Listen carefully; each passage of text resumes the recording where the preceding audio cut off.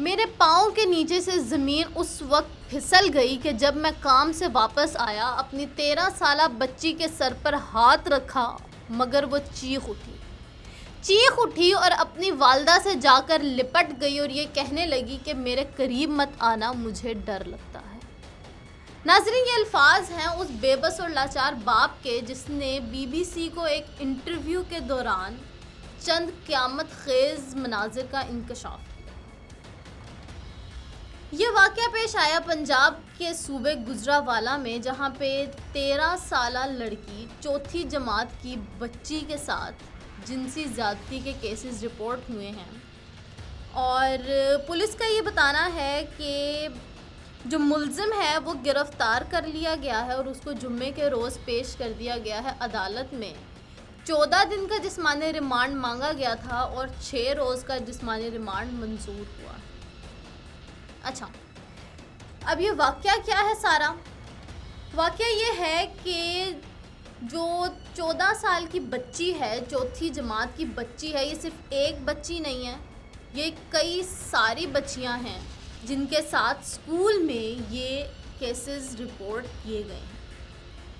3 بچیوں سے جسمانی زیادتی کے کیسز کی تصدیق ہو گئی ہے اور 2 کے ساتھ اس کی کوشش کی گئی ہے۔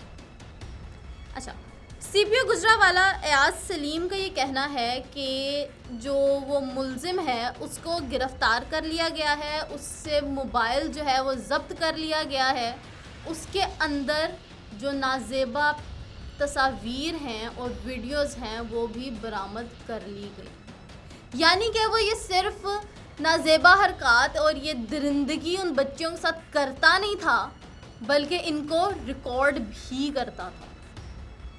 اور یہ شخص کون تھا؟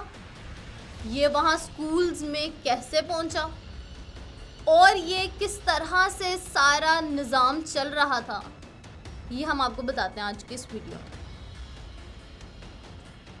اچھا، تو یہ پہلے اس کا انکشاف کیسے ہوا کہ اس باپ کو یہ سب کچھ پتہ کیسے چلا اور اس کی رپورٹ کیسے درج کرائی گئی، اور یہ اسکول کون سا ہے، یہ شخص کون ہے؟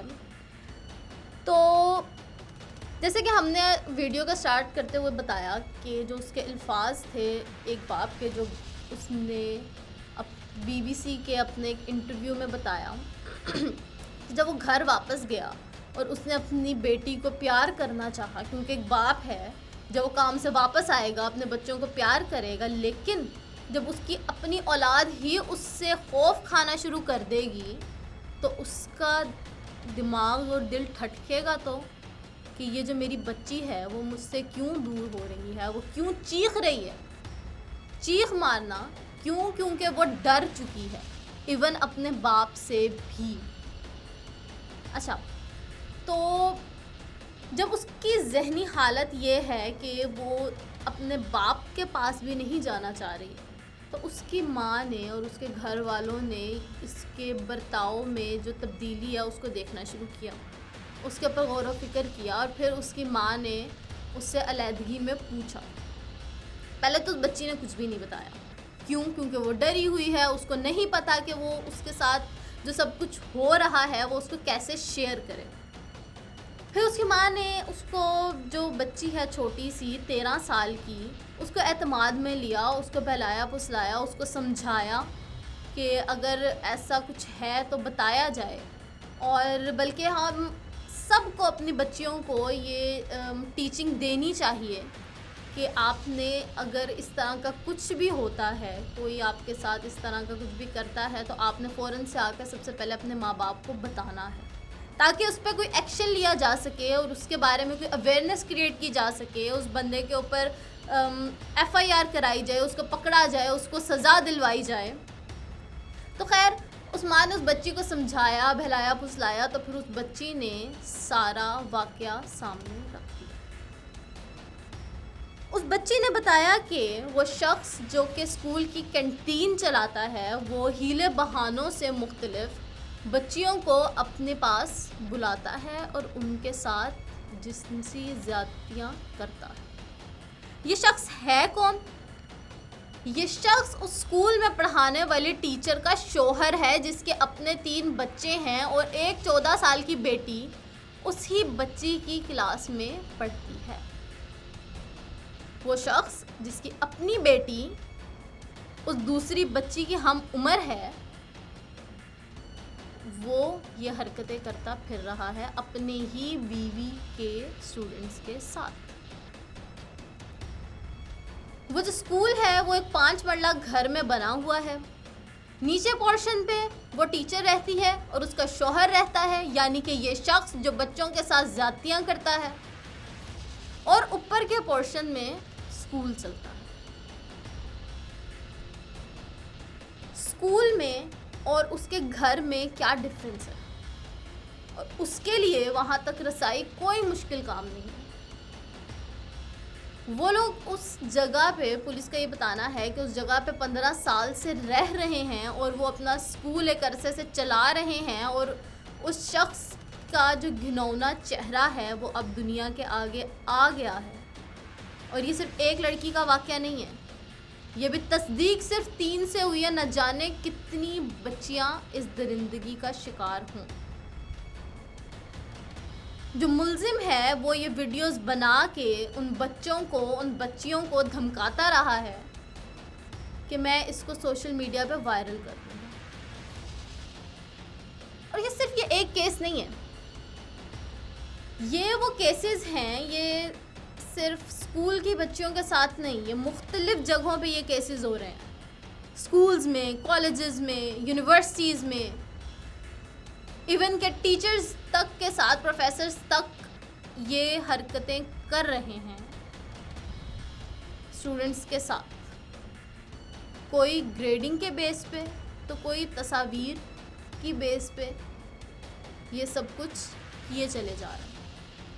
اور ان لڑکیوں کو دھمکایا جا رہا ہے اور ان کے خاندان والوں کو کہ تمہاری بچیوں کی جو ویڈیوز ہیں، جو نازیبا تصاویر ہیں، یہ سوشل میڈیا پر وائرل کر دی جائیں گی.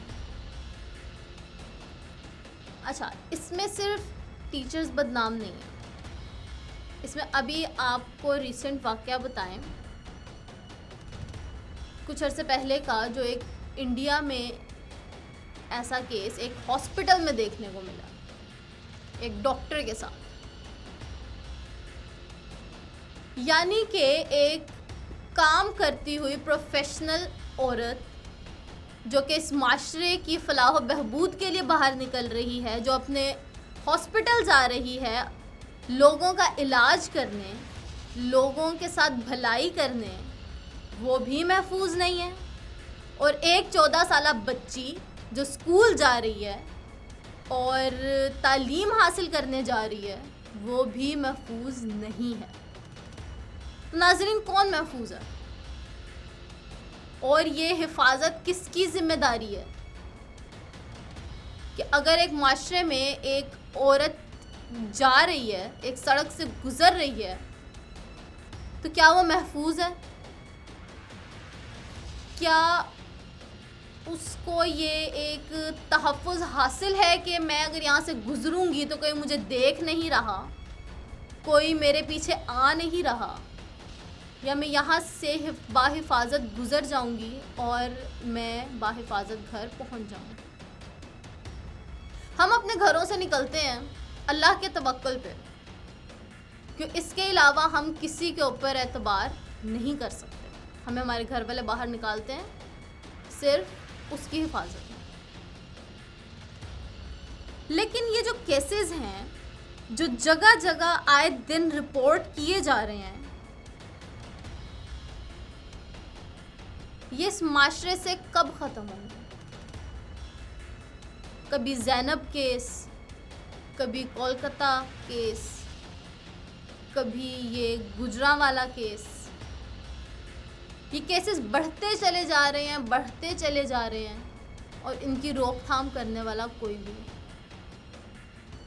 تحفظ فراہم کرنے والا کوئی بھی نہیں. نہ ایک بچی محفوظ ہے، نہ ایک جوان عورت محفوظ ہے، نہ ایک بوڑھی عورت محفوظ ہے. خیر،